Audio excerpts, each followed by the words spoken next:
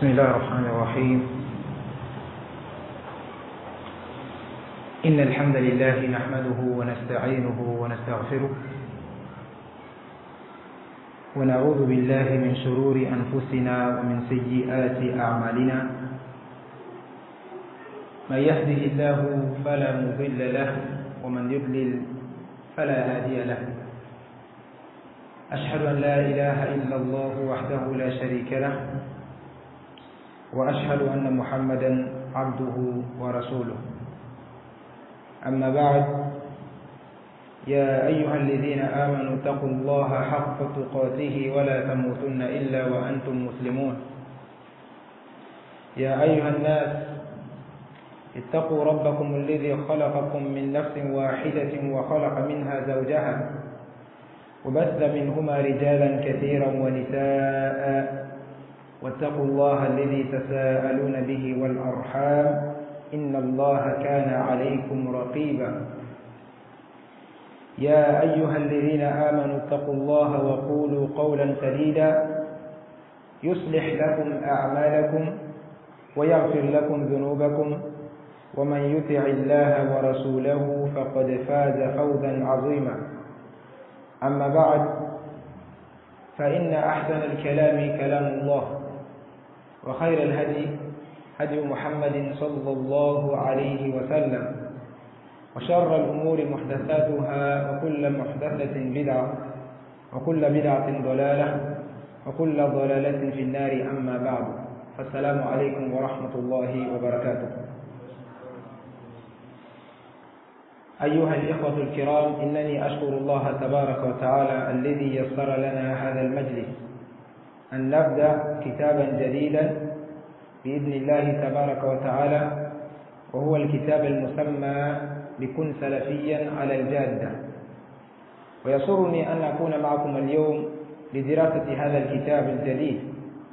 وقبل الشروع في موضوعي أود أن أوجه كلمة في الحث على المراعاة النية في طلب العلم. Toute la louange appartient à Allah subhanahu wa ta'ala, le Seigneur des mondes, et nous demandons à Allah subhanahu wa ta'ala qu'il fasse ses éloges et ses prières sur le prophète Muhammad sallallahu alayhi wa sallam, ainsi que sa famille et tous ses compagnons et tous ceux qui la suivront jusqu'au jour de la résurrection. Ceci étant dit, par la grâce d'Allah, nous sommes heureux de nous retrouver aujourd'hui pour débuter un nouveau livre, Inch'Allah, qui est nommé Kun Salafiyan al-Jadda, soit Salafi comme il se doit, suit la voie droite, yani suit les pieux prédécesseurs comme il doit l'être, car c'est notre but ultime, car c'est sur cette voie-là que nous pourrons avoir la félicité dans la dunya et dans l'akhirah. Et ce livre est très important, comme le démontre même son titre. Et le cheikh qui a écrit le livre, alhamdulillah, il a pris soin de choisir les ibarat et les mots comme il le faut. Et après avoir écrit ce livre, il a pris le soin aussi de montrer ce livre aux savants pour qu'ils voient si il les apparaît des erreurs pour qu'ils corrigent. Et tous ces savants-là, alhamdulillah, ont lu le livre et ont acquiescé et accepté ce qu'il y a dans ce livre-là. Bismillah, c'est ce livre-là que nous allons commencer l'étude aujourd'hui. Et je suis très heureux, bismillah ta'ala, d'être votre frère qui va, Inch'Allah, lire les paroles des savants et vous les traduire. Car la science est un lien entre ceux qui la recherchent. C'est très important.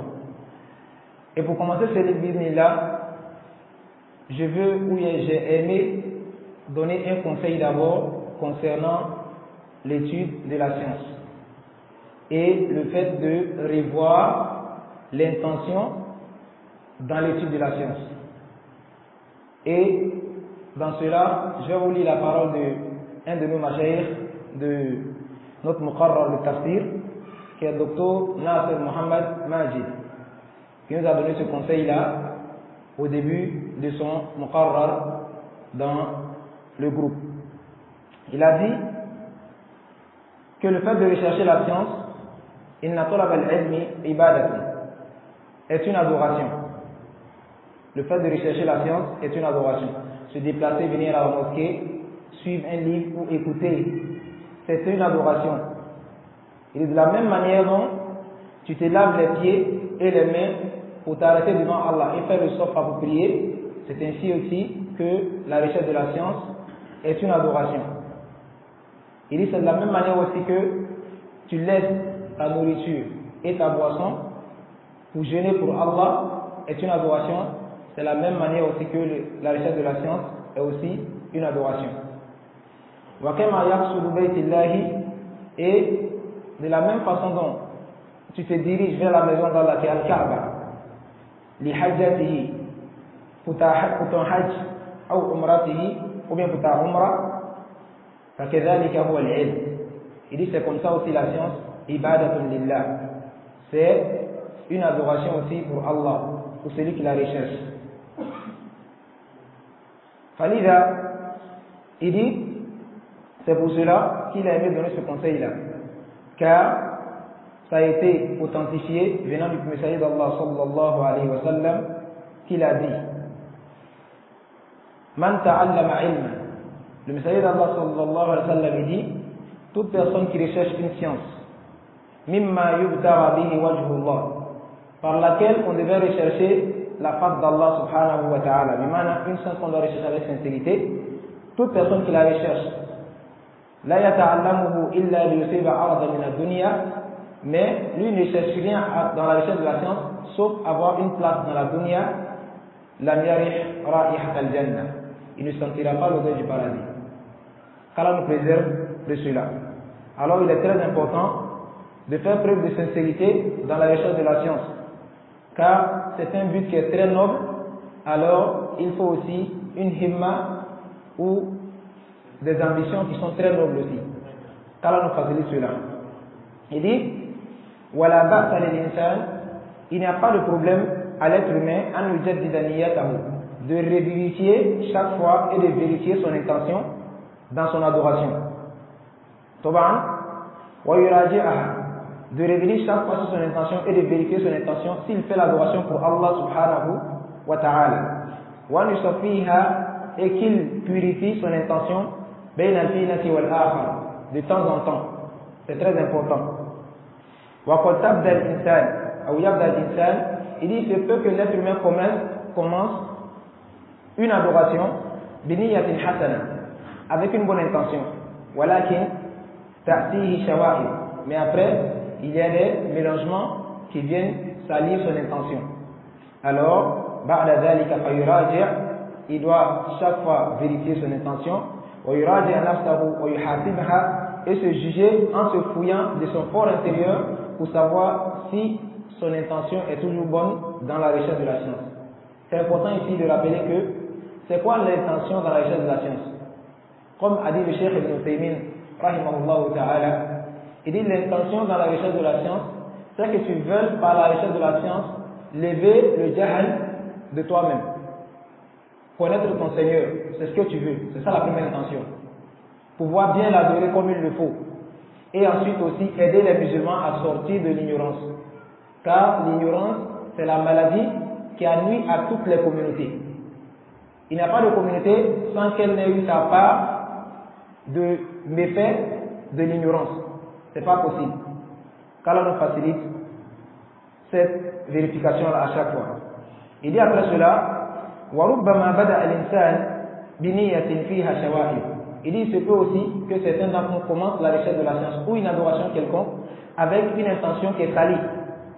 فَبِالذِّكْرِ, mais avec ce genre de rappel, Inch'Allah, il va nettoyer son intention, et la purifier de toute imperfection. Et il dit la science aussi, qu'on est venu chercher, du fadlillahi ta'ala, yurisu fil mar'i tadhakkuran. Ça fait naître chez l'être humain un rappel. Li haqiqati maraddihi, te rappeler de pourquoi Allah t'a créé et où tu vas revenir, où tu vas repartir quand tu vas mourir. Ça nous rappelle cela, la science. mimma yu'aynuhu, et cela est une cause qui va nous faciliter à la tasfiyati wa tanqiyati niyyatihi, qui va faciliter à l'être humain de chaque fois revérifier son intention et de la nettoyer de tout ce qui peut la salir. Et voici la parole du Cheikh Muhammad Nasir Al-Majid, Hafizahullah Ta'ala, qui est une parole qui est très importante, et c'est le conseil que je voulais donner à ma personne ainsi qu'à vous, mes frères, juste avant qu'on débute ce livre. Inch'Allah, ce livre, il regorge de sciences, il renferme des connaissances qui sont très importantes pour la vie et le cheminement du musulman vers son Seigneur Allah subhanahu wa ta'ala. Car, comme vous le savez très bien, les sectes égarés aujourd'hui sont beaucoup, et il est demandé aux musulmans de s'écarter de toutes ces sectes-là, s'approcher à ce sur quoi était le messager d'Allah et ses compagnons jusqu'à rapporter son Seigneur Jalla wa ala. Mais comment cela peut-il être possible si l'être humain n'a pas la science nécessaire pour pouvoir se débarrasser de toutes ces sectes-là et pouvoir s'approcher à la sunna? Donc ce livre-là, Inch'Allah Ta'ala, va nous démontrer beaucoup de ces choses-là par lesquelles on peut atteindre le but, qui est le fait de suivre avec exemple le messager d'Allah et ses compagnons Ridwanullahi alayhi. Ceci étant dit, nous revenons à la parole de l'auteur du livre qu'il a mis comme introduction dans son livre. Le Cheikh Abdus Salam ibn Salim al-Suhaymi, Hafizahullah Ta'ala, il a écrit ce livre-là qu'il a nommé Kun Salafiyan al-Jadda. Et comme je vous l'ai dit, il a présenté ce livre à plusieurs savants de la Sunna qui ont vérifié le livre et ont regardé s'il n'y a pas d'erreurs dans le livre. Et alhamdulillah, ils ont tous démontré que le livre était parfait dans son sujet. Et parmi ces chouyouk-là, il a le Cheikh Saleh al-Fawzan, Ibn Abdullah al-Fawzan, al-Allama, le grand savant qui est Saleh al-Fawzan, qui est membre du comité des grands savants et membre aussi du comité de la recherche scientifique de l'Iftar. Il a montré celui de la Cheikh Saleh al-Fawzan qu'il a lu en entier et a donné un taqdim, Inch'Allah, qu'on va lire bismillah. Après cela, il a montré le livre encore à Cheikh Dr Ali ibn Muhammad ibn Nasir al-Faqihi, qui est un des enseignants de la Jamia al-Islamiyya de Médine, qui était, et maintenant c'est un des enseignants de la mosquée du prophète Muhammad sallallahu alayhi wa sallam à Médine. Ensuite, il a montré le livre à Cheikh Ubayd ibn Abdullah ibn Sulaiman al-Jabiri. C'est écrit ici, Hafizahullah. Le Cheikh il est décédé il n'y a même pas longtemps. Donc nous dirons Rahimahullah, car il lui fasse miséricorde, qui aussi a lu le livre et a fait un taqdim pour le Cheikh, pour montrer que le travail qu'il a fait est excellent. Nous demandons à Allah qu'il le récompense de la meilleure des récompenses. Donc, en introduction du Cheikh Abdus Salam al-Suhaymi, Hafizahullah, il a dit Tanbih. Il va expliquer comment il a fait son travail. Il dit Laqad kumtu, après Bismillah ar-Rahman ar-Rahim, il dit Laqad kumtu, il dit j'ai certes bi'ardi hadha al-kitab, montré ce livre-là à la jam'in min afadili ahli al-ilm, sur un groupe de savants émérites. J'ai montré ce livre-là à ces savants-là. Wa aridtu minhum qira'atahu, et j'ai recherché chez eux qu'ils lisent ce livre. Je les ai demandé de lire ce livre-là. Li afida min ilmihim, pour pouvoir en bénéficier de leur science et tirer profit de leur science, wa tawjihatihim, et leurs conseils qui vont me dire concernant ce livre avant que je ne publie le livre pour que tout le monde puisse le lire. Fajazahumullahu khayran, il dit alors je demande à Allah de les récompenser de la meilleure des manières, wa li atma'inna, et je l'ai aussi fait pour être rassuré et avoir le cœur net, et pour que aussi celui qui lit ce livre-là ait le cœur tranquille à la sihhati, sur l'authenticité, wa salamati, et la validité, ma tadammanahu hadha al-kitab, de ce qui contient ce livre. Voilà pourquoi il a montré ce livre aux savants de la sunna pour qu'ils le vérifient. Et il dit wa fi muqaddimati haula, et parmi les premiers savants auxquels j'ai montré ce livre, al-allama al-afadil sama'atu shaykh al-allama al-docteur Saleh al-Fawzan, Abu Hay'atu Kibar al-Ulama, comme on a dit, wa Adu al-Lajnatu Da'ima lil-Iftar. وَالَّذِي قَرَأَهُ مَعَ كِتَابٍ آخَرٍ لِي. Je l'ai donné avec un autre kitab que j'ai écrit, je l'ai donné les deux pour les vérifier ensemble. Et le Cheikh Salih Al-Fawzan l'a fait. وَقَالَ حَفِظَهُ اللَّهُ. Après avoir fini de vérifier mes deux livres, le Cheikh a dit, حَفِظَهُ اللَّهُ, il dit تَأَمَّلْتُ الْكِتَابَيْنِ. J'ai médité le sens de ces deux livres quand je les ai lus, كما طلبتم, comme tu l'as voulu. وَلَمْ يَظْهَرْ لِي عَلَيْهِمَا أَيُّ مُلَاحَظَةٍ. Et walhamdulillah, je n'ai vu aucune remarque à faire concernant ce livre. Bimana, il est top. C'est très bien conçu, les mots sont très bien choisis, et le sujet qu'il traite aussi est très important pour la communauté de Muhammad sallallahu alayhi wa sallam. Et après cela, voici la parole de Cheikh Salih Al-Fawzan pour Hada Kafi. Ceci est vraiment suffisant pour celui qui veut connaître l'importance de ce livre-là et son authenticité. Qu'un grand savant donne un cachet ou dise une parole sur un livre, c'est très important. Et voilà ce que le Cheikh Salih Al-Fawzan a dit. Après cela, il dit وصاحب فضيلة الشيخ الأستاذ الدكتور علي بن ناصر الفقيه. J'ai montré ce livre aussi à le Cheikh Ali ibn Nasr al-Faqih al-Mudarris bil Masjid al-Nabawi al-Sharif, celui qui est enseignant dans la mosquée du Messaïd d'Allah sallallahu alayhi wa sallam, wa mudiru idarat al-shu'un al-ilmiya, et il est le directeur de l'administration des recherches scientifiques du Majma'i Malik Fahd li Taba'at al-Mushaf al-Sharif, dans l'imprimerie du Malik al-Fahd du Coran. C'est lui qui est le directeur là-bas. Et après il dit Wasa'i Fadilat al-Sheikh. J'ai montré ce livre aussi à Fadilat al-Sheikh Ubayd bin Abdullah al-Jabir, qui est Ubayd bin Abdullah bin Suleiman ibn Hamdani al-Hajiri. Il a montré al-Jabiri, il a montré ce livre-là. Pourquoi il n'a pas cité ici la parole du Cheikh Ali ibn Nasr al-Faqih comme il a fait le Cheikh Salih Al-Fawzan? Parce que la parole est longue. Je vais la citer Inch'Allah devant. Donc il a montré ce livre aussi à Cheikh Ubayd al-Jabiri, qui est lui aussi Mudarris bil Jami'at al-Islamiyya Sabiqan, qui était un Mudarris dans la Jami'at al-Islamiyya Sabiqan à Madina. Et il dit Wasahib Fadila. J'ai montré ce livre encore un autre grand savant de la Sunna, qui est le Cheikh Saleh ibn Sa'ad al-Suhaymi, Hafizahullah. Lui, il est Mudarris bil Jami'at bil Masjid al-Nabawi, c'est un des enseignants dans la mosquée du Messaïd d'Allah sallallahu alayhi wa sallam. وأستاذ المشارك بقسم العقيدة بالجامعة الإسلامية, et fait partie aussi des ustaz qui compilent les livres de l'Aqida de la Jami'at al-Islamiyya bil Madina, à Médine. Donc qu'Allah récompense tous ces savoirs-là en bien et qu'il nous fasse profiter de leur science. Et il dit wa ghayruhum. J'ai montré ce livre-là aussi à d'autres encore, min ahli ilm, parmi les gens de science. Jazahumullahu khayran, qu'Allah les récompense en bien, wa nafa'ana wal muslimina bi ilmihim, et qu'Allah nous fasse profiter ainsi que les musulmans de leur science. Wa sallallahu wa sallama ala abdihi wa rasulih nabiyyina Muhammadin wa ala alihi wa sahbihi ajma'in. Et voici là sa muqaddima qui est comme un préambule avant d'entrer dans le vif de son sujet. Et maintenant, il va nous citer maintenant les paroles de ces savants là. Pourquoi c'est important? C'est pas une perte de temps, hasha wa kalla, car ça nous montre le degré de réussite qu'il a eu en écrivant ces deux livres-là, ou bien en écrivant ce livre-là. C'est très important.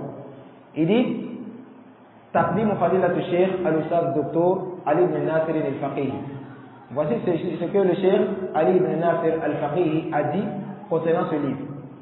Il dit Bismillah ar-Rahman ar-Rahim, Al-Aqh al-Fadil, le frère émérite, docteur, qui est docteur, Abdul Salam ibn Salim al-Suhaymi, qui est Abdul Salam ibn Salim al-Suhaymi, wa faqahullah, qu'Allah lui accorde la conformité.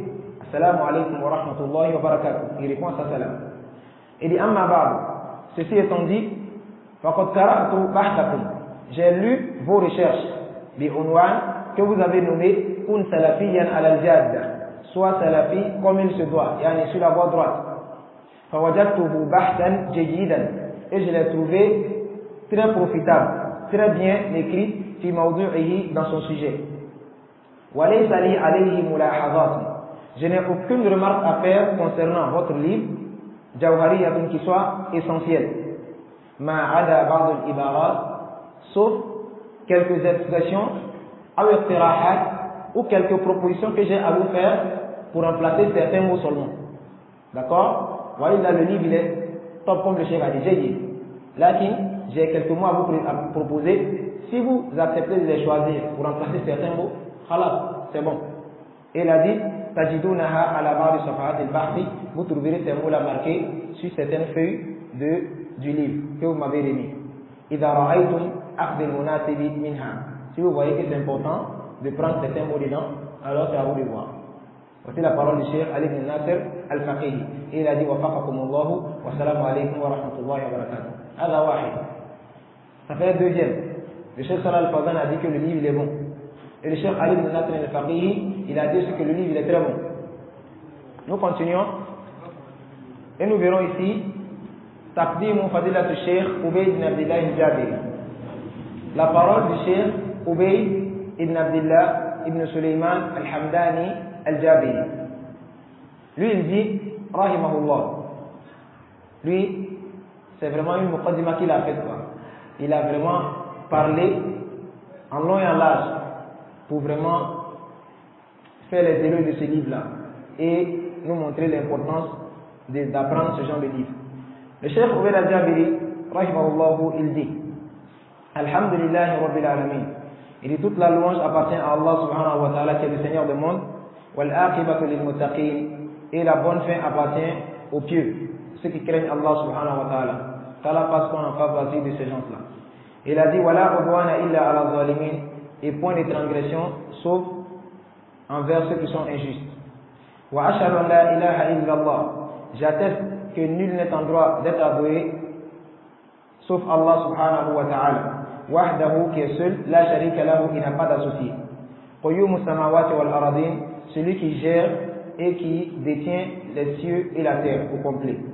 Dhul uluhiyati, celui qui mérite la divinisation wal ubudiyya et l'adoration à la khalqihi ajma'in, si toutes ces créatures.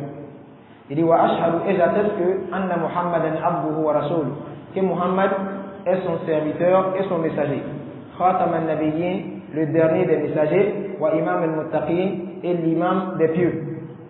Sallallahu alayhi wa ala alihi wa sahbihi at-tayyibin at-tahirin. Qu'Allah fasse ses prières sur le prophète Muhammad sallallahu alayhi wa sallam, ainsi que ses compagnons qui sont purs.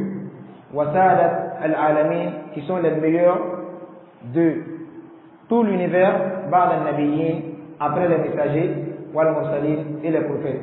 Après les prophètes et les messagers.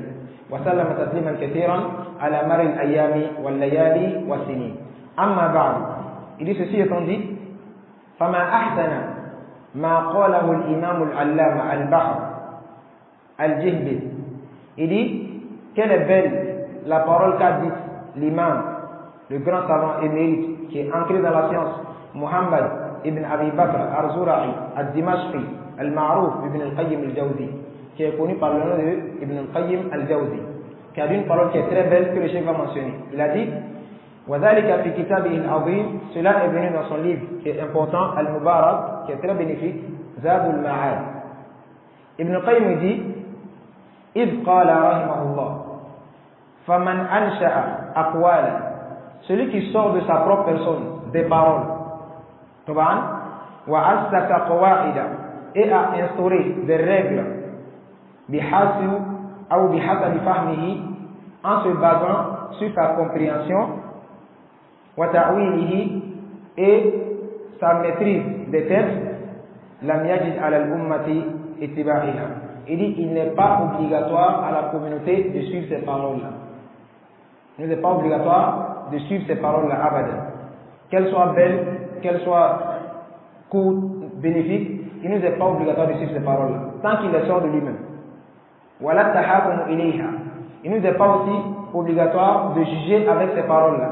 Hatta, jusqu'à ce que تُعْرَضُ عَلَى مَا جَاءَ بِهِ الرَّسُولُ, ces paroles-là soient comparées à ce à quoi est venu le messager d'Allah sallallahu alayhi wa sallam. Elles soient pesées dans cette balance-là. فَإِنْ طَبَقَتُهُ, si elles sont conformes aux paroles du messager d'Allah, وَوَافَقَتُهُ, et elles sont en conformité avec les paroles du messager d'Allah, وَشُوهِدَ لَهَا بِالصِّحَّةِ, et que les paroles du messager d'Allah confirment leur authenticité, c'est là maintenant qu'on va accepter les paroles de cet imam-là. Mais si ces paroles contredisent les paroles du messager d'Allah, il est obligatoire pour nous de réfuter ces paroles-là et de les jeter. De les rejeter avec la dernière force, car on n'a pas besoin de cela. Le cheikh il continue en disant si on a vérifié en faisant ces paroles-là à la lumière du Coran et la Sunna, et qu'il ne nous apparaît pas de contradiction ni de conformité avec les paroles du messager d'Allah, Dieu il est mawqufatan. Nous laissons ces paroles-là comme une chose qui est accrochée. D'accord? وكان أحسن أحوالها أن يجوز الحكم والاكتفاء بها وتركه. Il dit, si ces paroles étaient bien en ordre avec les paroles du Sayyid Allah, il serait bien qu'on juge avec elles et qu'on marche selon ces paroles-là. Mais le fait qu'elles sont en contradiction, on est dans le doute, elles ne sont pas en contradiction ni en conformité, alors nous délaissons ces paroles-là. Intaha kalamuhu rahimahullah. Et il dit après cela, هذا كلام ابن القيم. Ça c'est la parole d'Ibn Qayyim qui vient de finir. Il dit وهذا لأنه مقرر أو متقرر عند الأئمة. Pourquoi cela? Parce que il est confirmé auprès de nos grands savants, les grands imams des salaf, أن أقوال الناس, que les paroles des gens وأعمالهم et leurs actions qu'ils posent توزن بالنص والإجماع, sont pesées avec les nas, qui sont le Coran et la Sunna. C'est ça qu'on appelle le nas. Wal ijma est le consensus des salafs. Toute parole ou tout acte qu'un individu va poser dans cette religion, il faut impérativement qu'on les pèse sur ces deux balances-là. An-nafsu, qui comprend le Coran et la Sunna, et wal ijma'u, qui est le consensus des salafs. C'est très important. Il dit faman wafaqa nafsan, celui dont la parole est conforme à un texte religieux, ou ijma'an, ou un consensus des savants, qubila minhu, cette parole est acceptée de lui. وَمَنْ خَالَفَ وَاحِدًا مِنْهَا, mais celui dont la parole contredit un nas ou un ijma, رُدَّ عَلَيْهِ كَائِنًا مَنْ كَانَ, sa parole lui sera rejetée au visage, qui qu'il soit. D'accord? On ne dira pas dans ce temps-là, c'est un docteur, c'est un grand imam, alors ce qu'il a dit, même ça ne conforme pas, on va prendre. Non. On ne dit pas ça.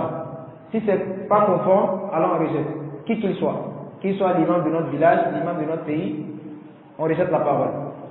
Donc il a dit وَمَنْ خَبَرَ الْحَالِ الْأَئِمَّةِ, il dit, et celui qui est au courant de la situation des grands savants du passé, وَدُعَاتُ الْهُدَى, et ceux qui ont appelé à la voie droite, d'accord, مِنَ السَّلَفِ الصَّالِحِ, parmi les salafs, بَدْءًا مِنَ الصَّحَابَةِ, tout en commençant par les sahaba, وَأَئِمَّةُ التَّابِعِينَ, et les imams des tabi'in, وَمَنْ سَلَكَ سَبِيلَهُمْ, et ceux qui ont suivi leur voie. Si tu es au courant de leur statut, tu sauras très bien وَاقْتَفَى آثَارَهُمْ, et ceux qui se sont tenus sur leurs traces, بَانَ لَهُ, il te sera clair أَنَّهُمْ عَلَى هَذَا الْمَسْلَكِ, que tous les savants du passé étaient sur cette voie-là. Ils n'acceptaient pas le fanatisme pour la parole de quelqu'un, parce qu'il est grand. Les Sahaba ne le faisaient pas. Voilà pourquoi quand tu lis les livres, tu verras beaucoup de contradictions parmi les Sahaba. D'accord? Pas les contradictions dans le dogme, ni le manhaj. Mais, s'il y a un qui voit quelque chose qui n'est pas juste, tu trouveras un Sahaba qui le contredira, ou dit voici ce qui est juste. Alors ils vont revenir toujours à ce qui est juste. Parce que ce n'est pas les gens qui se flattaient sur les mensonges. Non. Quand c'est pas bon, on dit que c'est pas bon. Quand c'est bon, on dit c'est bon. C'est ce que le chef dit. Celui qui est au courant de la situation des salafs, tu verras très bien que cela va apparaître clairement dans leur voie. C'est sur cette voie-là qu'ils marchaient. Wafi wujuhi ahli al-bid'a wal ahwa waqifun. Et aussi, un de leurs signes était quoi? C'est qu'ils se dressaient devant les gens de la bid'a et des passions pour repousser leur bid'a et protéger les musulmans de tomber dans ces bid'as. وَلِحُجَّجِهِمْ بِمَا آتَاهُمُ اللَّهُ مِنْ قُوَّةِ الْبَرَاهِينِ وَالدَّلَالَةِ مِنَ الْكِتَابِ وَالسُّنَّةِ ضَاحِضُونَ. Et aussi, ils détruisaient par leurs preuves et la clarté de ce qu'Allah les a accordé comme science, ils détruisaient avec cela les mensonges et les faussetés que les gens de la Bida amenaient dans la religion d'Allah subhanahu wa ta'ala. Ça c'est la situation des salafs. Ils ont toujours été comme ça. Tu vois les sahaba, les tabi'in, atba ou tabi'in, tu trouveras que une personne peut écrire un livre sur une mas'ala qu'il voit, qui peut rapporter légalement aux musulmans. Il écrit un livre complet ou bien des tomes de livres sur cette mas'ala-là, pour la clarifier aux gens, pour que les musulmans soient sur leur garde concernant ces égarements-là. Qu'Allah nous facilite cela. Et il est demandé aussi à toute personne qui veut s'ériger dans la da'wah d'être comme ça aussi. Quand tu vois un mal, ton cœur doit agir et tu dois faire l'effort de l'éradiquer, si possible de le faire disparaître. Wa illa, tu fais ton effort. Qu'Allah nous facilite cela. Il a dit, فَكَانُوا بِحَقٍّ كَمَا فِي الْأَثَرِ. Ils ont été en vérité, comme c'est venu dans le Athar de l'imam Ahmad. L'imam Ahmad il dit, يَحْمِلُ هَذَا الْعِلْمِ. Il dit, chargera cette science-là, min kulli khalafin udulu, et la rapportera à toute personne qui viendra après eux, des gens dignes de confiance.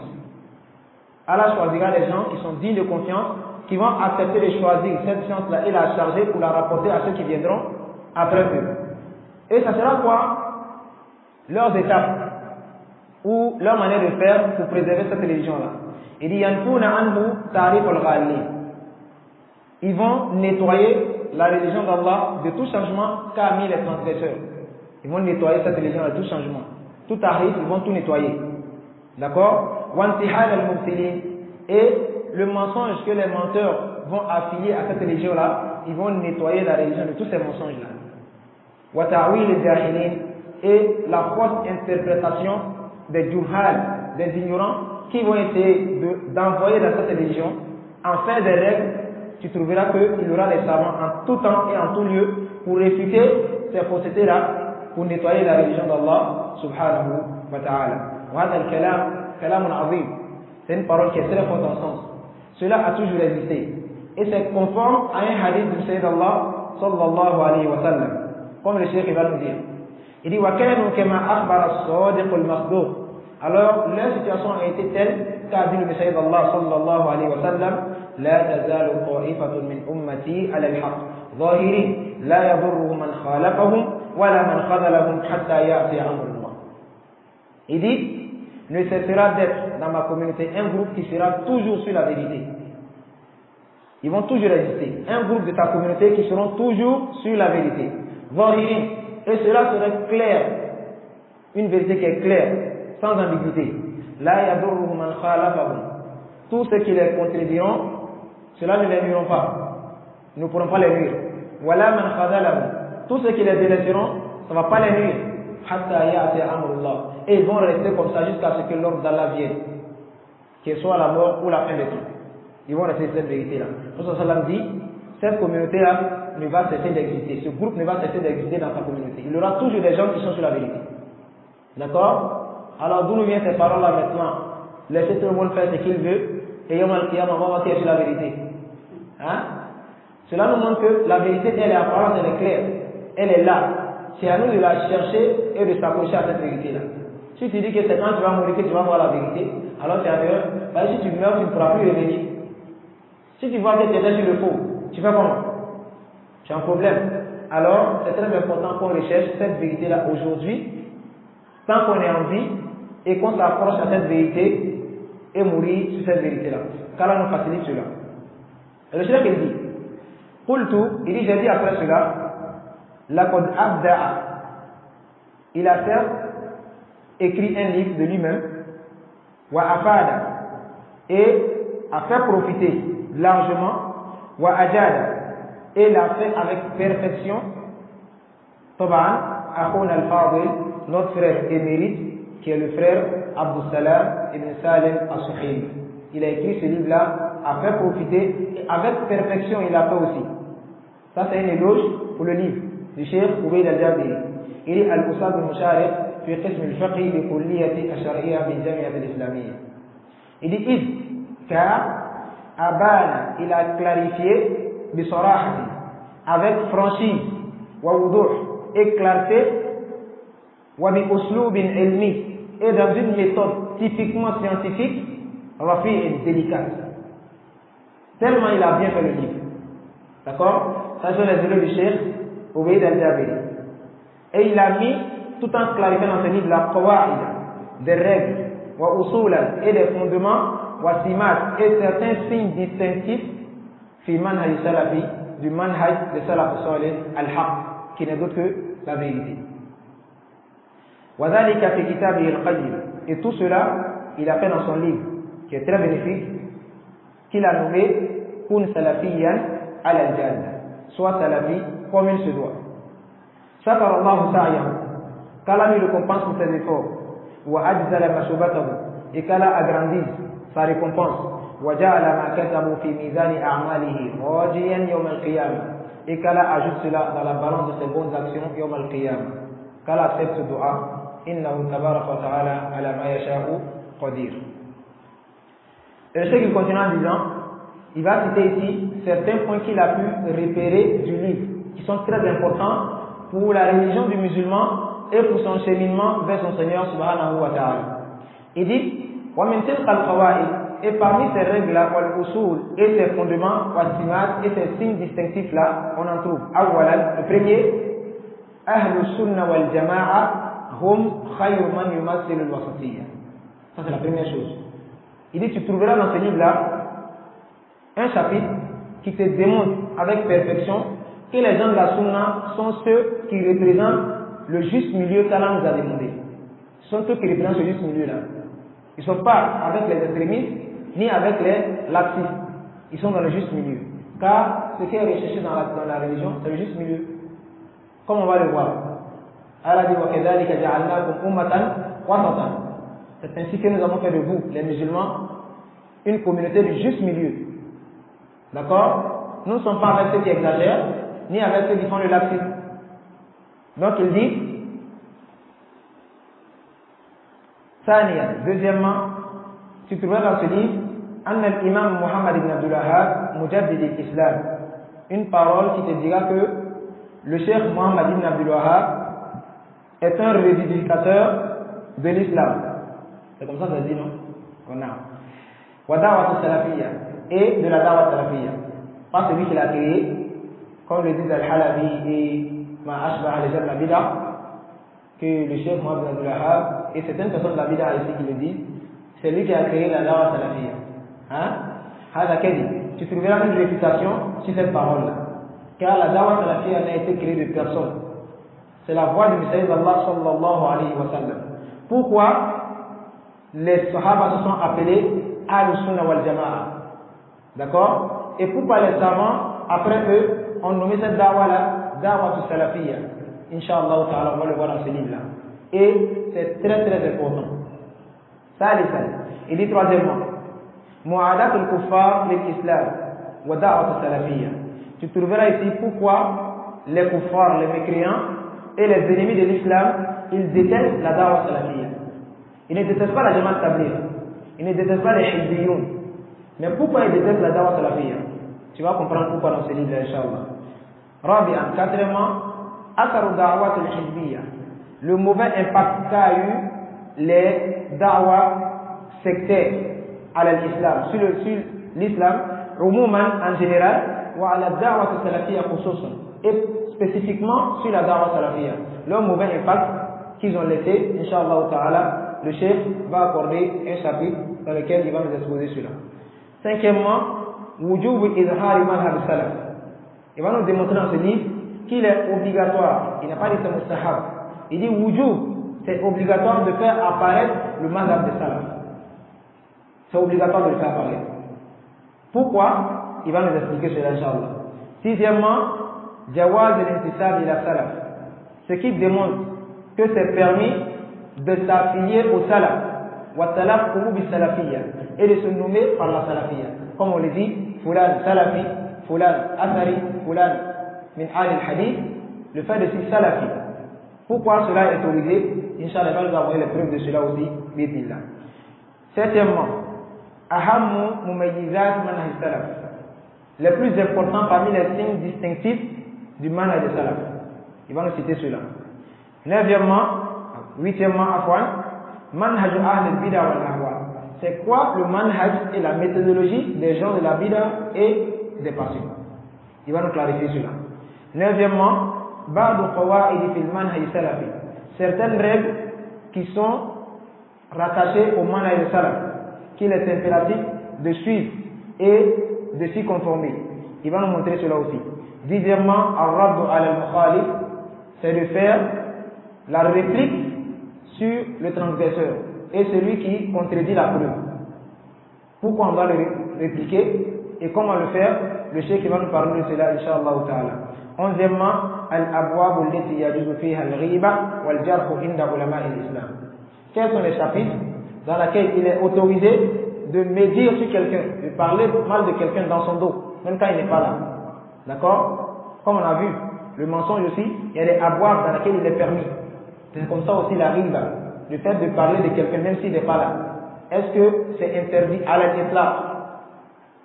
Ou bien il y a des avoirs spécifiques où c'est permis de parler de quelqu'un. Le cheikh va nous citer cela aussi, Inch'Allah. Pourquoi il dit ça? Parce que il fait partie du manhaj des gens de la bid'a. Quand tu les réfutes sur une erreur qu'ils ont commise dans la religion, ces élèves disent que tu fais la riba, vous parlez des gens, vous critiquez les gens. D'accord? En fait, ils mettent cela dans la balance de la critique. Et la critique, nous tous on sait que la critique est interdite. D'accord? Est-ce que le fait de mentionner le nom de quelqu'un et faire une réfutation sur son erreur rentre dans la critique qui est interdite ou pas? Le cheikh va nous expliquer cela, Inch'Allah. Douzièmement, qui est le dernier chapitre que le cheikh Oubaid al-Jabiri mentionne, uqubatu man wala mubtadi'a. C'est quoi le châtiment de celui qui s'allie à un innovateur?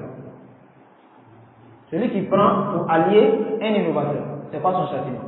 Le cheikh va expliquer cela, Inch'Allah, dans ce livre-là. Nous demandons à Allah vraiment qu'il nous fasse profiter pleinement de ce livre-là et qu'il nous donne la fin de ce livre comme on l'a bien débuté. Il dit, celui qui a écrit ces lignes-là, que le cheikh Oubaid al-Jabiri, il dit, j'ai dit, وكان أخونا الشيخ عبد السلام السهيمي حفظه الله تعالى وسدده في أقواله وأعماله معتمدا فيما أودعه هذا الكتاب على الدليل من الآيات القرآنية والأحاديث النبوية والآثار السلفية. Il dit, notre frère Abdul Salam, qui est notre cheikh As-Suhaimi Hamdahullah, dans ses paroles, dans ce livre-là, et dans son travail qu'il a fait dans ce livre, il s'est basé que sur les preuves claires venant du Coran, de la Sunna authentique et des traces et des asars des salaf. C'est typiquement que sur ça qu'il s'est basé. Il n'a pas envoyé les paroles des philosophes, des paroles ghariba que tu ne peux pas comprendre là. Il se base ici sur le Coran, les hadiths et l'explication des salafs. D'accord? Et pour un livre qui a été écrit dans l'islam, il n'y a pas plus bon à faire. C'est la meilleure méthode qui est là. Comme ça a toujours existé chez les savants, parmi les salafs. Ils ne connaissaient pas la rhétorique et puis la, comment dirais-je, la philosophie. Donc il dit,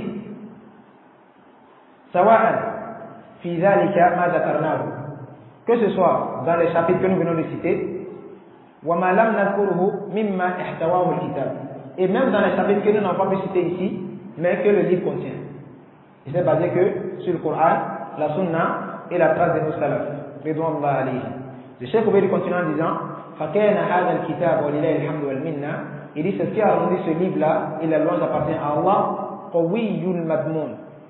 fort en contenu. Ce livre est très fort en contenu. Il atteint son but. D'accord? Le livre atteint pleinement son but. Et il est digne d'être lu en toute vérité. C'est-à-dire, il mérite d'être lu en toute vérité, Inch'Allah. Il dit,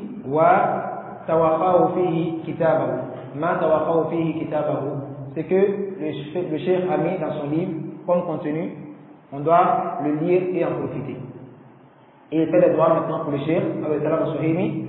Il dit, Wallahu as'al, c'est à Allah que je demande. Lis, pour moi-même d'abord, walil akh Abdul Salam, walil jami' al-muslimin, et pour tous les musulmans aussi, al-ikhlas.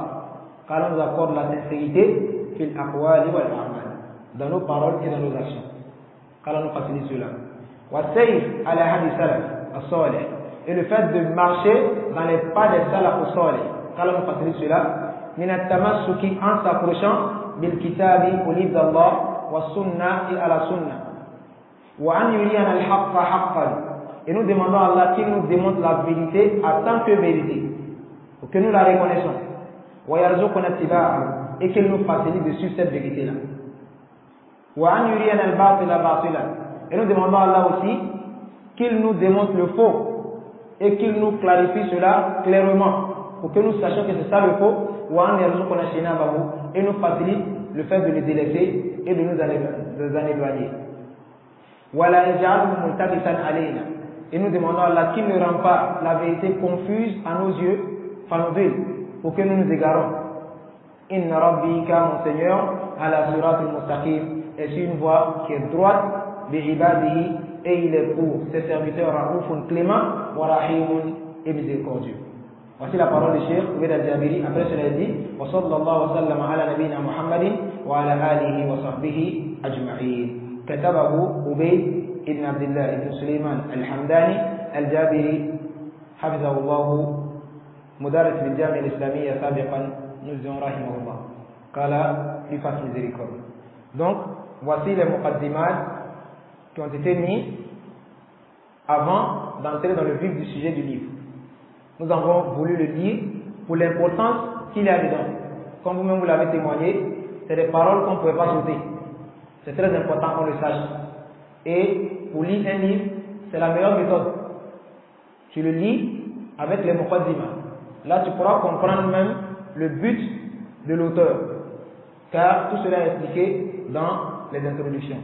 Car elle nous facilite la bonne compréhension et la mise en pratique de ce qui contient ce livre. Min huna, nous allons nous attaquer, Inch'Allah, à la parole même du Cheikh, l'auteur, qui est Cheikh Abdel Salam As-Suhaimi. Wafaqahu Allah wa saddada. Il dit, Bismillahir Rahmanir Rahim. Il commence à écrire son livre par la parole d'Allah subhanahu wa ta'ala, par le nom d'Allah subhanahu wa ta'ala, qui est le tout miséricordieux et le très miséricordieux. Il fait Inna alhamdulillahi nahmaduhu wa nasta'inuhu ila akhiri al-muqaddima, et après cela il dit Amma ba'd. Ceci étant dit, faqad ba'atha Allahu nabiyyahu Muhammadan. Il dit Allah a certes envoyé son messager Muhammad sallallahu alayhi wa sallam rahmatan, comme une miséricorde linnas, pour tout le monde entier. Allah a envoyé Muhammad comme miséricorde pour tout le monde entier. Comme Allah dans le Coran, wa ma arsalnaka illa rahmatan lil alamin. Je t'ai envoyé que comme miséricorde pour tout l'univers. وَجَعَلَ أُمَّتَهُ أُمَّةً وَسَطًا. Et Allah a fait de la communauté de Muhammad la communauté du juste milieu, comme on vient de le dire. Allah dans le Coran, dans la sourate Al-Baqarah, وَكَذَلِكَ جَعَلْنَاكُمْ أُمَّةً وَسَطًا لِتَكُونُوا شُهَدَاءَ عَلَى النَّاسِ وَيَكُونَ الرَّسُولُ عَلَيْكُمْ شَهِيدًا. Il dit c'est ainsi que nous avons fait de vous une communauté du juste milieu, pour que vous soyez témoins sur les gens des autres communautés, et que le messager d'Allah aussi soit témoin sur vous Yawm al-Qiyamah. D'accord? Donc ce qu'Allah veut de nous ici, c'est d'être dans ce juste milieu-là, de ne pas être parmi les exagérateurs, ni parmi les laxistes. Qu'Allah nous facilite cela. Donc le cheikh continue en disant Wa'ay, ce qui veut dire Udulan, nous avons fait de vous des équitables. La yamiluna anil haq, vous ne penchez pas pour délaisser la vérité. Là, il a le ghulu, ni vers l'exagération, ou là, il a le jafa, ni vers le laxisme. Bal yatawassatun, au contraire, vous devez vous maintenir dans le juste milieu, wa ya'tadilun, et faire votre religion en toute équité. C'est ce que le sens du verset. Et il dit, car dinul islam, la religion de l'islam que vous voyez, qad naha anil ghulu wal jafa, a certes interdit le ghulu, l'exagération, wal jafa, et le laxisme, wa amara bit tawassuti, et a ordonné l'équité et le juste milieu, wal i'tidal, et la droiture fi umuri kulliha, dans toutes ces affaires. L'islam demande quoi? L'équité et le juste milieu. même quand il faut juger un toi et un kafir. Ce n'est pas parce qu'il est kafir que l'islam s'autorise de lui faire l'injustice. D'accord? Comme le messager d'Allah sallallahu alayhi wa sallam a dit, وَاتَّقِ دَعْوَةَ الْمَظْلُومِ فَإِنَّهُ لَيْسَ بَيْنَهُ وَبَيْنَ اللَّهِ حِجَابٌ. Crains l'invocation de celui qui est opprimé, car il n'y a pas de hijab entre elle et Allah subhanahu wa ta'ala. S'il invoque contre toi, ça va te prendre. Voilà aucun kafiran, comme c'est dans d'autres trous qui ne sont pas authentiques. Il dit voilà aucun kafiran, fa'alayhi kufruhu. Il dit même s'il est kafir, alors à lui appartient son kufr. Mais si tu le fais de l'injustice, qu'il fait dua contre toi, ça va te prendre. Car Allah nous préserve de cela. Donc, l'islam nous ordonne l'équité dans toutes choses. Wa inna man abraz simat, et parmi les signes distinctifs les plus apparents hada din de cette religion, al-adl, il y a la droiture, wal-insaf, l'équité, wal-adl, c'est la même chose, insaf et équité, et adl c'est la même chose, d'accord, wa adamu dhulm, et le manque d'injustice, le fait de ne pas faire l'injustice, cela fait partie des signes distinctifs de la religion, qui est très important à respecter. Wal-hukmu bil-qisas al-mustaqim, et le juger avec des balances droites, d'accord. Pas de juger avec des balances awad, des balances penchées. Parce que le Cheikh a dit, celui-là c'est un musulman, l'autre c'est un kafir. Alors s'il vient, je vais le favoriser par rapport à lui, même s'il n'a pas raison. Je vais dire, t'as raison, c'est l'autre qui n'a pas raison. Là, l'islam nous interdit cela. C'est pas parce que le Cheikh a dit aujourd'hui que lui, c'est un miskin et que l'autre c'est un riche, que je vais forcément donner la raison au riche. Parce qu'il peut me donner quelque chose. D'accord? L'islam nous interdit tout cela. Car l'islam est une religion d'équité et de juste milieu. Le cheikh il dit wa inna khayra man yumathilu al-wasatiyya, et sachez bien que ceux-là même qui représentent ce juste milieu là fil aqwali, dans leurs paroles, wal a'mali, dans leurs actions, wal mu'taqadat, de leurs croyances, al-wasatiyya allati ja'at biha al-islam, ce juste milieu là même avec laquelle l'islam est venu et que l'islam recommande. Les meilleurs qui représentent ce juste milieu-là, ce sont les gens de la sunna et du consensus. Même les gens de la bid'a, ils savent cela. Ils savent que ceux qui appliquent la religion dans tous ses sens, comme ils le peuvent, selon leur capacité, ce sont les gens de la sunna. Sauf celui qui refuse de voir. Et comme on le dit chaque fois, il n'y a pas plus aveugle que celui qui refuse de voir. Ça, c'est quelque chose qui est une vérité qui est indéniable. Et il dit, وَالَّذِينَ يُمَثِّلُ الْإِسْلَامِ, ils sont ceux-là même qui représentent et qui appliquent l'islam fi jami' umuri, dans toutes leurs affaires de la vie mondaine, comme religieuse. Iqtida'an bin Nabi, tout en prenant comme modèle le messager d'Allah sallallahu alayhi wa sallam. Wa khulafa'ihi ar-rashidin, et ces califes bien guidés, ittiba'an, tout en suivant l'kitab, le Coran, wa sunna, et la sunna d'Allah, du messager d'Allah sallallahu alayhi wa sallam, waqfafa misala fil umma, en conformité avec la compréhension des vieux prédécesseurs de cette communauté. Pourquoi chaque fois ils ajoutent ce qaïd-là, cette restriction-là, pourquoi ils ajoutent chaque fois? Parce que si on ne comprend pas le Coran et la sunna en conformité avec la compréhension des salafs, on va s'égarer. C'est clair. Et c'est ce qui a créé beaucoup de fractions. Comme Allah le dit, Kullu hizbin bima ladayhim farihun. Toutes ces sectes-là se réjouissent de ce qu'il a. Parce qu'il a une preuve de ce qu'il fait. Mais est-ce que cette preuve-là est en réalité une preuve? C'est la question qui doit se poser. Est-ce que la preuve qu'il utilise pour rendre jaï, le maoulid, ou pour rendre jaï, les fatiha qui prennent après les solat, ou bien les bid'a qu'ils font, est-ce que cette preuve-là est en réalité une preuve pour lui? Si ça l'était, on trouvera les traces de cela dans les actions des salafs. D'accord? Puisque le Coran est descendu sur le messager d'Allah sallallahu alayhi wa sallam. Et aujourd'hui, tu trouves un imam qui dit, lui il a un dalil pour montrer que le maoulid jaï. Tu lui demandes comment, c'est pas ton dalil. Il dit dans le Coran, قل وبفضل الله وبرحمته فبذلك فليفرحوا هو خير مما يجمعون. Dans Surah Yunus, c'est bon. Il dit, Allah dit, et par la faveur d'Allah et sa grâce, tu dois te réjouir. D'accord? Et il dit donc, la faveur d'Allah, c'est la naissance du messager d'Allah sallallahu alayhi wa sallam, alors on va se réjouir. Ça va? Il a donné un avis, n'est-ce pas? Mais comment dévier cette situation-là? Comment savoir qu'il est sur le mensonge? D'abord, on se pose la question. Le verset est descendu sur qui? Al-Rasoul sallallahu alayhi wa sallam, n'est-ce pas? Mais pourquoi il n'a pas fait le Mawlid?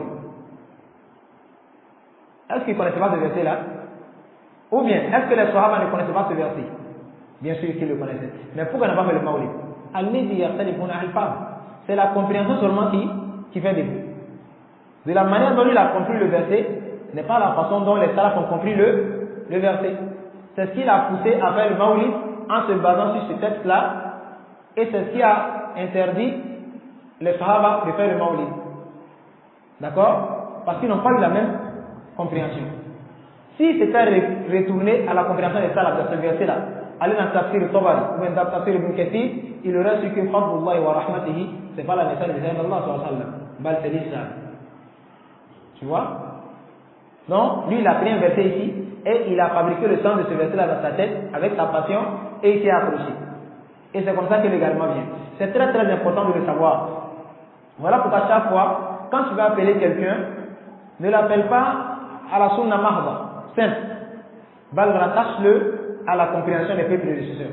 Parce qu'aujourd'hui, tu te vois dans beaucoup de sectes de l'islam se dit que nous sommes sur le Coran et la sunna. Hatta Shia, comme le Cheikh Al-Suhaimi le dit. Il dit même les Shia, ils disent qu'ils sont sur le Coran et la sunna. Hein? Pourtant, ils maudissent les Sahaba. Ils maudissent les mères des croyants. Ils font tout ce qu'ils veulent, mais quand ils les demandent, ils disent qu'ils sont sur le Coran et la sunna.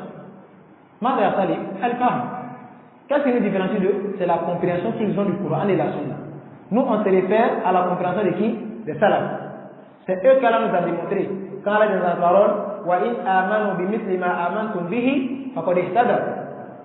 Si vous croyez comme ceux-là, ils ont cru, vous serez bien guidés. C'est tout. Dans sa parole encore, وَالسَّابِقُونَ الْأَوَّلُونَ مِنَ الْمُهَاجِرِينَ وَالْأَنصَارِ وَالَّذِينَ تَبَعُوهُم بِإِحْسَانٍ رَضِيَ اللَّهُ عَنْهُمْ وَرَضُوا عَنْهُ. D'accord? Il dit, les premiers musulmans, parmi les immigrés et les auxiliaires qui étaient à Médine, et tous ceux qui suivront ceux-là, ces deux groupes de Sahaba, bi-ihsan, de la meilleure manière, moi, Allah, je les agrée tous. Et ils vont agréer aussi ma récompense. Ça, c'est la plus grande grâce que nous recherchons, avoir l'agrément d'Allah. Et comme le cheikh Abdul Salam Ibn Burdis, il dit, si Allah agrée quelqu'un, alors sache qu'il ne va plus se mettre en colère contre cette personne-là. Si elle a dit à quelqu'un, radiyallahu anhu, alors c'est fini, il ne se met plus en colère contre cette personne encore. Il a déjà eu son succès. Qu'Allah fasse qu'on en fasse partie.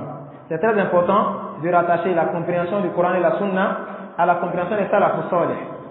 Fahum, car les salaf, awla an-nasi dukhulan fi hadhihi al-wasatiyya, sont les gens les plus en droit d'être présents dans ce juste milieu-là. وأن كل معنى من معاني الوسطية ثبت في هذه الأمة. Comme cela est apparu clairement que tous les sens et le sens même de ce juste milieu-là est apparu dans cette communauté de Muhammad sallallahu alayhi wa sallam. Alors, fali ahli sunnati wal jama'a minhu al-hadd al-wafir. Alors les gens de la sunna, ils ont dans cela la plus grande part de la représentation de ce juste milieu-là, qui est très important. Wal nasib al-a'la, et la part la plus haute dans cela. Wa ma dhaka, et cela n'est autre que illa li annahum al-anmuzaj al-amthal, sauf parce que ce sont eux l'exemple idéal lil umma, pour toute la communauté, allati ja'alaha Allahu ummatan wasatan, qu'Allah a fait d'elle une communauté du juste milieu. Wa akhbar, et Allah nous a informé annaha khayru ummatin ukhrijat lin-nas, que cette communauté de Muhammad là est la meilleure des communautés qui est apparue pour les gens. Car hum at-ta'ifa al-wahida, ce sont les gens de la sunna qui sont la seule fraction allati haqqaqat al-mutaba'a, qui ont concrétisé le suivisme mahd pur li kitabillah, au livre d'Allah, wa sunnati rasulihi, et la sunna de son messager sallallahu alayhi wa sallam. Bi khilaf ghayrihi, contrairement aux autres sectes min firaqin wa ta'if al-umma, parmi les sectes et les groupuscules de la religion de l'islam. Fa innahu, car ma min firqatin, écoutez très bien cette parole, il dit il n'y a pas de groupe ni de secte wala ta'ifa illa walaha min al-aqwali wal i'tiqadat ma yukhalifu al-kitab wa sunnah, sauf qu'ils aient dans leurs paroles ou leurs croyances des choses qui contredisent le Coran et la Sunna. Il n'y a pas de secte. À part al-Sunna wal Jama'a, à part le Salafiyya, il n'y a pas de secte d'où tu ne trouveras pas une contradiction dans leurs paroles ou leurs croyances ou leurs actions du Coran et la Sunna du Sayyid Allah sallallahu alayhi wa sallam. Et dans cela, le Cheikh Ibn Taymiyyah rahimahullah ta'ala, il dit une parole qui est très importante, qui va dans le même sens. Il dit al-haqqul khalis, la vérité pure, alladhi la batila fihi, qui ne contient aucun mensonge ni de fausseté, ma'a al-Sunna wal Jama'a, est avec les gens de la Sunna et du consensus. Wa hadha ma'rufun, il dit ceci est une chose qui est bien connue bi tatabbu' par expérience min kathir min al-aqaid wal usul, plus que plusieurs sectes avec leur aqidah, leurs croyances et leurs fondements. C'est les gens de la Sunna qui ont la vérité pure et blanche. Cela est dans son livre Tariq al-Wusul ila al-Ilmi al-Ma'mul, Safha 22. Donc il dit, le Cheikh Abdel Salam As-Suhaili, et walidhalika, il dit c'est pour cela, kana al-Sunna, les gens de la Sunna sont khayru firaqin hadhihi al-umma, la meilleure fraction de cette communauté-là. Wa awsatu atawaifiha, et ceux qui se tiennent le plus dans le juste milieu. Fahum ta'if al-mansura, ils sont appelés dans les hadiths at-ta'if al-mansura, la fraction aidée, qui Allah aide en tout temps et en tout lieu. Taban, wahum al-firqatu an-najiyah, ils sont le groupe sauvé, comme c'est venu dans Fatawa al-Kubra de Cheikh Ibn Taymiyyah. Donc il dit, wahum, ils sont, comme a dit Cheikh Ibn Taymiyyah, comme a dit Ibn Taymiyyah rahimahullah ta'ala, wasatun, les gens de la Sunna sont dans le juste milieu, fi nihal, parmi les sectes de l'islam. Parmi les sectes de l'islam, tu trouveras d'autres, ils ont eu là également avec exagération. D'accord? Avec l'exagération. Et d'autres ont eu également avec le laxisme, comme les Jabriya. Et c'est les gens de la Sunna qui sont dans ce juste milieu-là, bain al-nihal, parmi les sectes de l'islam. Kema anna al-islam, comme l'islam aussi est al-wasat, le juste milieu, bain al-milal, parmi les communautés. D'accord? L'islam est le juste milieu parmi les communautés. Quand tu as toutes les communautés qui ont précédé avant l'islam, c'est l'islam qui se tient dans le juste milieu. Tu vas chez les chrétiens, tu trouveras qu'il y a des choses à laquelle il est impératif de croire, auxquelles ils ne croient pas. Tu trouveras aussi chez les Yahoud des choses à laquelle il est impératif de croire, auxquelles ils ne croient pas. Mais c'est l'islam qui rejoint tout cela et se tient dans le juste milieu. Comme l'exemple de Isa. D'accord? On a trois idéologies. Les chrétiens disent qu'il est Dieu, ils ne sont même pas d'accord entre eux. D'autres c'est le fils de Dieu, d'autres disent c'est Dieu, d'autres disent c'est autre chose. D'accord? Ça, les salades. Les Yahoud, ils disent que c'est un bâtard. La'anahumullah, qu'Allah les maudisse. Ils disent que Isa c'est un bâtard. Et les musulmans disent quoi? Isa n'est ni Dieu, ni le fils de Dieu, mais c'est un messager d'Allah qu'Allah a envoyé pour guider les gens. On est où ça? C'est l'ouest, au milieu. Et c'est comme ça dans beaucoup d'autres encore, des mu'taqadat. Tu trouveras les gens de la bid'a dans les autres extrêmes, mais les gens du milieu sont toujours dans le juste milieu, qui sont les gens de la sunna et du consensus. Qu'Allah fasse qu'on en fasse partie, bi'idhnillahi ta'ala. Donc il dit, wa min al-ma'lum, et ce qui est bien connu d'office, anna ahla sunna wal jama'a, et que les gens de la sunna et du consensus, hum ashabu rasulillah, ce sont eux les compagnons du messager d'Allah sallallahu alayhi wa sallam, qui est très important. Wa hum tabi'un, ce sont eux aussi les tabi'un, ceux qui ont suivi les compagnons. Wa hum at-tabi'un lahum bi ihsan, ceux qui les ont suivis avec droiture et bienfaisance, de la bonne manière. Wa man sara ala nahjihim, et ceux qui ont acheminé sur leur méthodologie. Wa salaka tariqatahum, et ont suivi leur voie ila yawm ad-din, jusqu'au jour de la résurrection. C'est ça les gens de la sunna. Donc, il ne faut pas qu'on pense que quand les gens de la sunna, c'est un groupe qui s'est détaché après les sahaba et se sont appelés al-sunna. Là, mais al-sunna tabda des sahaba. Ça commence par les sahaba eux-mêmes. Ensuite les tabi'in et tous ceux qui ont suivi la voie de tout cela jusqu'au jour de la résurrection. C'est eux qu'on appelle Ahl-Sunnati wal Jama'a. Et le cheikh il dit, une chose qui est très importante, à laquelle le musulman doit pouvoir s'accrocher pour se débarrasser de certaines ambiguïtés que propagent certaines personnes de l'égarement. Il dit, وَلَمْ يَتَسَمَّ أَهْلُ السُّنَّةِ وَالْجَمَاعَةِ. Et les gens de la sunna et du consensus ne se sont pas appelés Ahl Sunna wal Jama'a illa ba'da ma zaharat al bid'a. Sauf après que les bid'as sont apparus. D'accord? Wa illa kana an-nas ummatan wahida. Les gens étaient sur une seule voie au temps du messager d'Allah sallallahu alayhi wa sallam. Tu ne pouvais pas envoyer des bid'as. C'est pas possible. Tu envoies un mensonge, on te réfute. Si tu ne fais pas attention, ta tête va disparaître. D'accord? Donc les gens de la bid'a avaient très peur, ceux qui avaient le nifaq, ils avaient très peur de faire apparaître ce qu'ils avaient comme maladie. Donc la communauté est restée préservée en ce temps-là. Mais, quand est-ce que les Sahaba ont commencé à se faire appeler Ahl-Sunnah? Si tu vas voir dans le tafsir Tabari ou dans le tafsir Ibn Kathir, tu vas voir là-bas. Dans le tafsir du verset où il dit Yawma tabyadu wujuhun wa taswaddu wujuh. Ibn Abbas dit Taswaddu wujuhu Ahl-Bid'a wal-Furqa wa tabyadu wujuhu Ahl-Sunnah wal-Jama'a. D'accord? C'est la parole d'Ibn Abbas. C'est un sahabi et mérite aussi qui a pris la chaîne de messager d'Allah sallallahu alayhi wa sallam.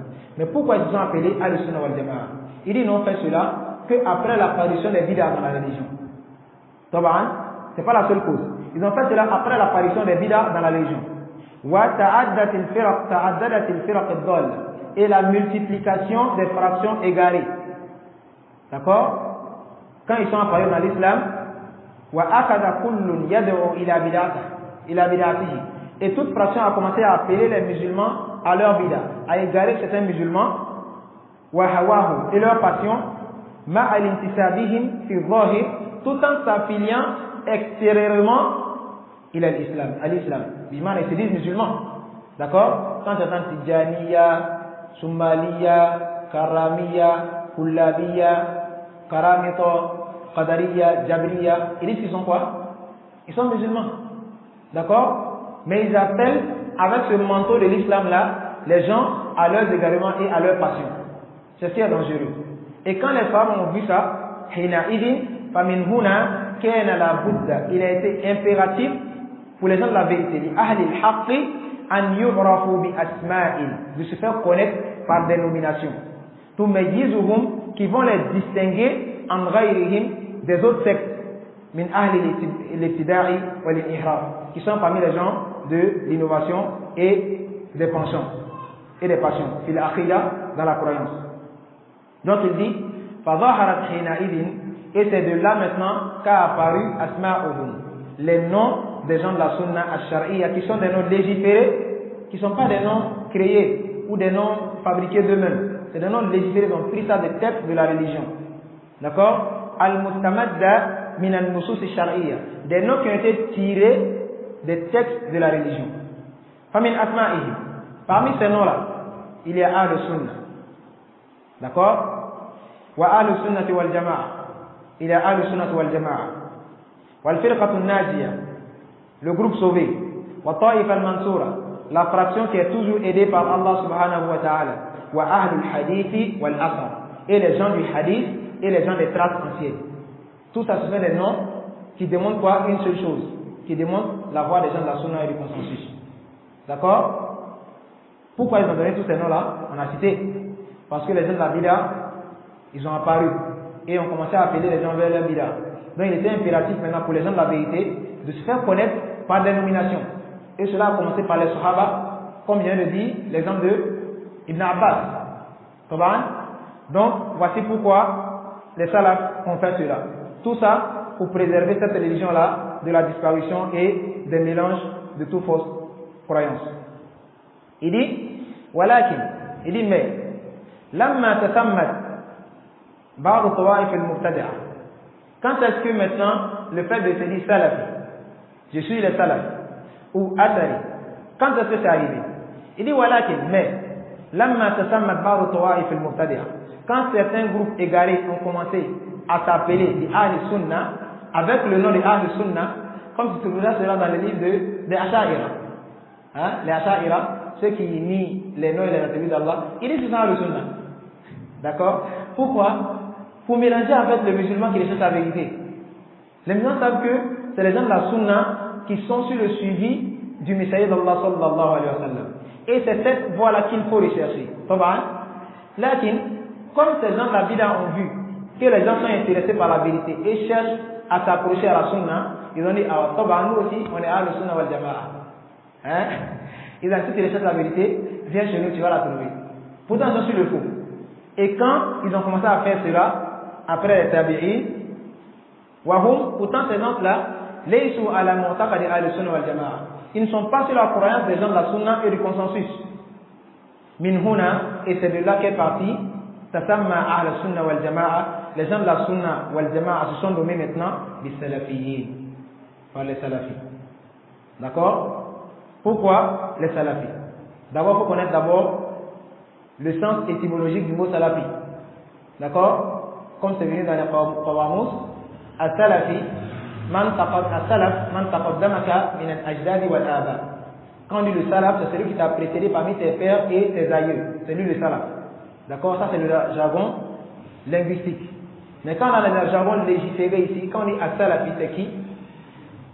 C'est les compagnons, le salaf, les tabi'in et les atba'u tabi'in. Bimana, les trois premières générations que le Prophète sallam a fait l'éloge. Il a dit, khayrul quruni qarni. La meilleure génération est ma génération. Thumma alladhina yalunahum. Ensuite, ceux qui vont suivre ceux-là. Thumma alladhina yalunahum. Et ensuite, ceux qui vont suivre ceux-là. Trois générations, il a cité. Et c'est la meilleure des générations. Alors, les gens et les savants qui sont approchés à ceux qui ont été les messagers d'Allah et les sahaba, c'est ceux-là qui sont appelés à salaf. D'accord? Donc, t'affilier à ces gens-là ne peut être que honneur si seulement tu les suis comme il le faut. Pas une affiliation dénuée d'application, non. C'est pas ce qui est demandé. Tu apprends les fondements de la religion et tu t'y approches fermement. C'est ce qui est voulu. Inch'Allah ta'ala, nous allons nous arrêter là. Demandons à Allah subhanahu wa ta'ala qu'il facilite les prochaines séances et qu'il nous fasse pleinement profiter de notre vie sur la terre et qu'il nous donne la bonne compréhension de la religion et qu'il nous accepte parmi ses vertus. Innahu tabaraka wa ta'ala ala ma yasha'u qadir wa sallallahu wa sallama ala nabiyyina Muhammadin wa ala alihi wa sahbihi ajma'in. فسبحانك اللهم وبحمدك أشهد أن لا إله إلا أنت أستغفرك وأتوب إليك والسلام عليكم ورحمة الله وبركاته.